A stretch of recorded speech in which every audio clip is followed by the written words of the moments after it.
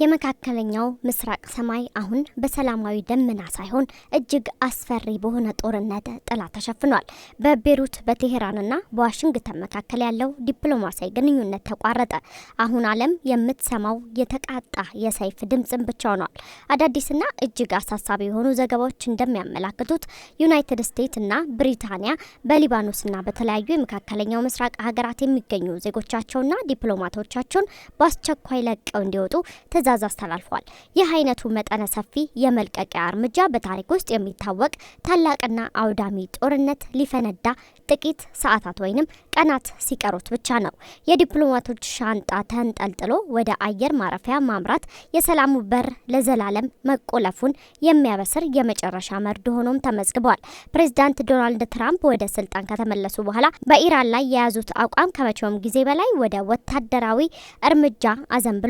ትራምፕ በቅርቡ በሰጡት መግለጫ ኢራን የኒኩሌር ምኞቷን ካልገታች አሜሪካ በኢራን ስልታዊ ተቋማት ላይ ጥቃት ለመሰንዘር ወደ ኋላ እንደማትል በይፋ አዝተዋል። ይዛቻ አሁን ወደ ተግባር ተተርጉሞ የአሜሪካ የጦር ኃይል ታይቶ በማይታወቅ ሁኔታ ግዙፍ የጦር መሳሪያዎችን ወደ ቀጠናው እያከማቸች ትገኛለች።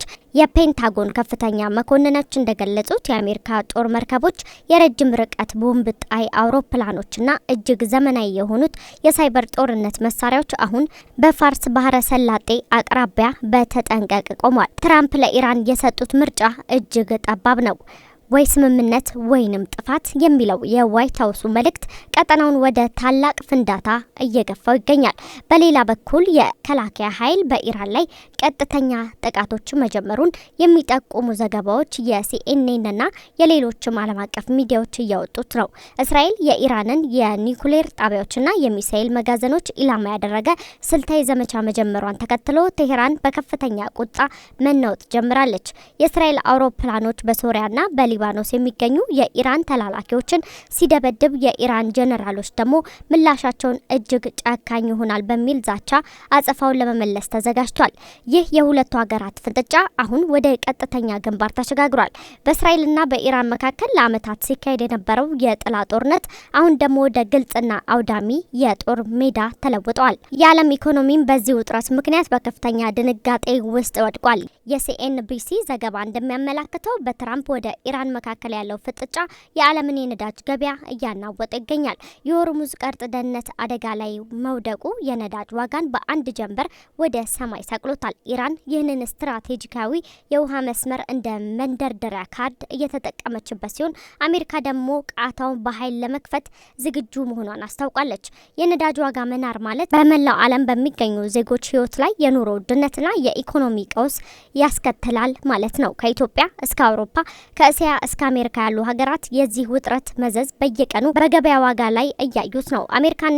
አሜሪካና ብሪታንያ ዜጎቻቸውን ከሊባኖስ የሚያስወጡበት ምክንያት ስልታዊ ትርጉም አለው። ሊባኖስ የኢራን ዋነኛ አጋር የሆነውን የሄዝቦላህ መቀመጫ ናት። አሜሪካ በኢራን ላይ ጥቃት ስትሰነዝር ሄዝቦላህ በአጸፋው በሊባኖስ የሚገኙ አሜሪካውያንና ብሪታንያውያን ኢላማ እንደሚያደርጉ ዋሽንግተን በሚገባ ታውቃለች። የዲፕሎማቶች መውጣት አሜሪካ ለምትሰነዝረው ጥቃት ብቻ ሳይሆን ለሚመጣባት ከባድ ቀጠናዊ አጸፋዊ ራሷን እያዘጋጀች መሆኑን ያሳያል። በቤሩት ሰማይ ላይ የሚታዩ ወታደራዊ ሄሊኮፕተሮች የዲፕሎማሲውን ዘመን ማብቃቱን የሚያበስር የሞት ጥላዎች ይመስላሉ። ህዝቡ በስጋት ተውጦ ወደ አየር ማረፊያዎች እየተመመ ነው። የቀጠናው ሰላም አሁን በአየር ላይ ባለች ቀጭን ክር ላይ ተንጠልጥሏል። ፕሬዚዳንት ትራምፕ ለጀነራሎቻቸው የሰጡት ትዕዛዝ በባህሪው እጅግ ጥብቅና የማያሻማ ነው። ፕሬዚዳንቱ በፔንታጎን ከፍተኛ መኮንኖች በኩል የሚያቀርቡትን ጦርነት አደገኛ ሊሆን ይችላል የሚል የጥንቃቄ ሪፖርቶችን ወደ ጎን ገፍቷቸዋል። ትራምፕ የሚፈልጉት ፈጣን አውዳሚና የኢራንን አገዛዝ ወደ ድርድር ጠረጴዛ የሚያንበረክክ ጥቃት ነው። የአሜሪካ የረጅም ርቀት ቦምብ ጣይ አውሮፕላኖችና የጦር መርከቦች በፋርስ ባህረ ሰላጤ አፍንጫ ስር ሰፍሯል። ጦርነቱ ቢፈነዳ በመጀመሪያው ሰዓታት ውስጥ ብቻ በሺዎች የሚቆጠሩ ኢላማዎች ሊመቱ እንደሚችሉ ይገመታል። ትራምፕ የአሜሪካንን ክብር ለመመለስና ኢራንን ለመግታት የኃይል እርምጃ የግድ ነው በሚል አቋማቸው ጸንቷል። በኢራን ምድር ላይ ግን ሌላ አይነት ዝግጅት እየተደረገ ነው። የሀገሪቱ የበላይ መሪ አያቶላህ አሊ ካሜል ህዝባቸውን ወደ ወታደራዊ ኃይላቸው ለጥፋት ቀን እንዲዘጋጁ ጥሪ አቅርቧል። ቴህራን ከመሬት ብቻ የገነባቻቸው የሚሳኤል ከተሞች አሁን በከፍተኛ ንቃት ላይ ናቸው። እነዚህ ከተሞች ከመሬት በታች በመቶዎች የሚቆጠሩ ሜትሮች ጥልቀት ላይ የሚገኙ ሲሆን አሜሪካ በቦምብ ልታጠፋቸው እንደማትችል ኢራን ትተማመናል። የኢራን ጀነራሎች አሜሪካ የምትመካበት የባህር ኃይልና የአየር ኃይል በእኛ በሚሳኤል ናዳ ፊት ዋጋ የለውም በሚል ዛቻ ለጥቃቱ ዝግጁ መሆናቸውን እየገለጹ ይገኛሉ። ይህ የስነ ልቦና ጦርነት አሁን ወደ ከፍተኛ ደረጃ ደርሷል። የእስራኤል ጥቃት ግን ሁኔታው ይበልጥ አባብሶታል። እንደ ሲኤንኤን ዘገባ ከሆነ የእስራኤል ልዩ ኃይሎች በኢራን ውስጥ የሚስጥር ኦፕሬሽኖችን እያከናወኑ ነው። ይህ ማለት ጦርነቱ ከሚሳኤል አልፎ ወደ ምድር ውጊያ፣ ወደ ስውር አሻጥሮች ተሸጋግሯል ማለት ነው። እስራኤል የኢራን የኒውክሌር ባለቤት መሆን ያለውና አደጋ እንደሆነ ስለምታምን አሜሪካ ወታደራዊ እርምጃዎች እንደምትወስድ ከፍተኛ ግፊት ስታደርግም ቆይታለች። አሁን አሜሪካ በቀጠናው የምታደርገው ወታደራዊ ግንባታ ለእስራኤል ትልቅ የደህንነት ዋስትና ከመሆኑም በላይ እስራኤል በኢራን ላይ ጥቃት ለመሰንዘር ለምታደርገው ዝግጁት ተጨማሪ ጉልበት ሆኗታል። የነዳጅ ገበያን ንዝረት ደግሞ ዓለም አቀፍ ስጋት ሆኗል። የሆርሙዝ ቀርጥ የዓለም የነዳጅ ንግድ 20 በመቶ የሚሸፍን መሆኑ ማንኛውም ግጭት መላውን ዓለም ወደ ኢኮኖሚ ድቀት ይከቷል። ትራምፕ የነዳጅ መስመሮችን በኃይል እናስከብራለን ቢሉም ኢራን ግን ቃታውን የመቆለፍ አቅም እንዳላት በተደጋጋሚ ያሳይታለች። የነዳጅ ዋጋ መናር የትራንስፖርት የምግብና የሌሎችም መሰረታዊ ፍላጎቶች ዋጋ እንዲጨምር ያደርጋል። ይህ የኢኮኖሚ ጦርነት ተራውን የዓለም ሕዝብ የጦርነት ቀጥተኛ ሰለባ እያደረገው ይገኛል። ኢራን አሜሪካን የምታስጠነቅቀው ውስን ጥቃት የሚባል ነገር እንደማትቀበል ነው። ለቴህራን በአንድ የኒውክሌር ጣቢያ ላይ የሚሰነዘር ጥቃት መላው የኢራን ሉዓላዊነት እንደ መድፈር ይቆጠራል። ስለዚህም ምላሻቸው በአሜሪካ ላይ ብቻ ሳይሆን አሜሪካ በቀጠናው ባሏት አጋሮች ማለትም በእስራኤልና በባህረ ሰላጤው ሀገራት ላይ ጭምር እንደሚሆን በግልጽ ተናግሯል። ይህ ደግሞ ግጭቱን ወደ ሶስተኛው የዓለም ጦርነት ሊያመራው የሚችል አደገኛ ፈንጂ ነው። አሜሪካ በሊባኖስ ላይ የወሰደችው የዲፕሎማቶች ማስወጣት እርምጃ ይህንን ሰፊ ጦርነት ታሳቢ ያደረገ ነው። በትራምፕና በጀነራሎቻቸው መካከል ያለው ልዩነት ደግሞ በዋሽንግተን ፖለቲካ ውስጥ ትልቅ ክፍተት ፈጥሯል። ከፍተኛ ወታደራዊ መሪዎች በኢራን ላይ የሚሰነዘረው ጥቃት መላውን ዓለም ወደማይወጣበት ቀውስ ሊከት እንደሚችል ደጋግመው አስጠንቅቋል። ጀነራሎቹ ኢራን የገነባቻቸው ከመሬት በታች ያሉ የሚሳኤል መዋቅር በቀላሉ የሚደመሰስ አይደለም የሚል ሙያዊ ግምገማ ቢያቀርቡም ትራምፕ ግን ይህንን እንደ ሽንፈት ነው የቆጠሩት። ፕሬዚዳንቱ የአሜሪካ መከላከያ ኃይል ጠላትን መምታት እንጂ ምክንያት መደርደር የለበትም በሚል አቋማቸው ጸንቷል። ትራምፕ ለጀነራሎቻቸው የሰጡት ጥብቅ ትዕዛዝ አሜሪካ ወደ ጦርነት ለመግባት ዝግጁ መሆኗን ያሳያል። በሊባኖስ ያለው ሁኔታ እጅግ አሳሳቢ ነው። የአሜሪካና የብሪታንያ ዲፕሎማቶች ሀገሪቱን ለቀው እንዲወጡ መደረጉ በቤሩት ጎዳናዎች ላይ ከፍተኛ ውጥረትን ፈጥሯል። የሊባኖስ ሕዝብ በሀገራቸው ላይ ሊመጣ የሚችለውን የጦርነት መዘዝ በመፍራት ላይ ናቸው። ሂዝቦላህ በኢራንና በአሜሪካ መካከል የሚቀሰቀሰውን ጦርነት የመጨረሻው ፍልሚያ ሊመለከተው እንደሚችልም ይገመታል። ይህ ማለት እስራኤል ከሰሜኑ አቅጣጫ ከፍተኛ የሮኬት ናዳ ሊሰነዘርባት ይችላል ማለት ነው።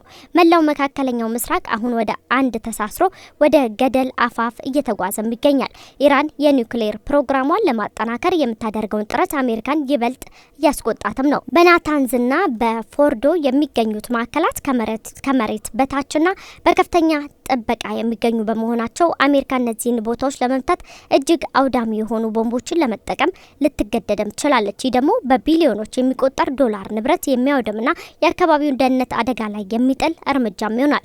የኢራን መሪዎች ግን የኒውክሌር መብታችንን ለማስከበር ማንኛውንም መስዋዕትነት እንከፍላለን በሚል አቋማቸው ጸንቷል። በትራምፕና በካሚኒ መካከል ያለው የቃላት ጦርነት አሁን ደግሞ መጨረሻው ምዕራፍ ላይ ደርሷል። ትራምፕ ኢራን ቦምብ እንዲኖራት በፍጹም አልፈቅድም ሲሉ ካሚኒ ደግሞ አሜሪካን እናስለቅሳታለን በሚል ዛቻ ምላሽ እየሰጡ ነው። ይህ የእልህ በልህ ፍጥጫ ዓለምን በታላቅ ስጋት ውስጥ ከቷታል። በሚቀጥሉት ጥቂት ቀናት ውስጥ የሚሰማው ዜና ወይንም የሰላም ደውል አሊያም የጦርነት ነጋሪት ይሆናል። ዓለም አቀፉ ማህበረሰብ ሁኔታው እንዲረግብ ጥሪ ቢያቀርብም በዋሽንግተንና በቴህራን ያሉ መሪዎች ግን ወደ ጦርነት ሜዳው ይበልጥ እየተጠጉ ነው። ከሲኤንኤን የሚወጡ መረጃዎች እንደሚጠቁሙት አሜሪካ የኢራንን የሳይበርና የመገናኛ መረቦች አስቀድማ ሽባ ለማድረግ እቅድ አላት። ይህ ማለት ጦርነቱ ከመጀመሩ በፊት የኢራን ራዳተሮችና የሚሳኤል መቆጣጠሪያዎች ስራ ሊያቆሙ ይችላሉ። ሆኖም ኢራን በበኩሏ የራሷን የሳይበር ጦር አደራጅታ አሜሪካን በዲጂታል ዓለም ለመጋፈጥ ዝግጁ መሆኗን ገልጻለች። ይህ ከአይን እይታ ውጭ የሚያደርገው ጦርነት ምናልባትም ከመጀመሪያው የሚሳኤል ተኩስ ተቀድሞም ሊጀመር ይችላል። የዲጂታል ጨለማ በመላው ኢራን ላይ ሲነክስ በሰማይ ላይ የሚሰማው የሀያላን ጀቶች ድምጽ ግን ይበልጥ እየጎላ መጥቷል። የሰኞና የማክሰኞ ቀናት የታሪክ እጅግ ወሳኝ የሆኑ የታሪክ ምዕራፎች ይዘው ብቅ ሊሉ ይችላሉ። የአሜሪካ ጀቶች ወደ ኢራን ሰማይ ያመራሉ ወይንስ የዲፕሎማሲያዊ ብርሃን ሰላም ይዞ ብቅ ይላል የሚለው ጥያቄ ምላሽ ለማግኘት ሰዓታት ብቻ ቀርተውታል።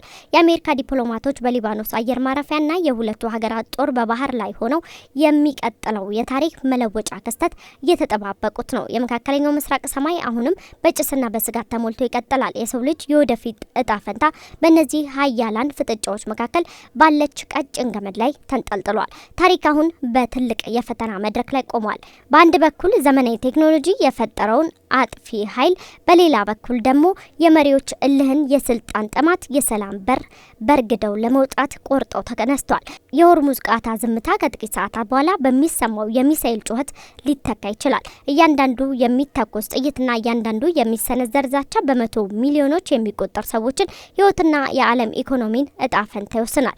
ከዲፕሎማሲያዊ ብዕር ይልቅ በባህር ላይ ያሉት መርከቦች የበላይነት የያዙበት ይህ ወቅት ዲፕሎማሲው ምን ያህል እንደተዳከመ ማሳያ ነው። ፕሬዚዳንት ትራምፕ ለኢራን የሰጡት ምርጫ ወይንስ ስምምነት ወይም ጥፋት የሚል ቢሆንም ኢራን ግን በከፍተኛ ጭካኔ ምላሽ እንሰጣለን በሚል አቋም ጸንታለች። ይህ የሞትና የህይወት ጨዋታ መቋጫው ምን ሊሆን እንደሚችል ለመገመት አዳጋች ቢሆንም ውጤቱ ግን ለመላው ዓለም አስከፊ እንደሚሆን ግልጽ ነው። ዓለም አቀፉ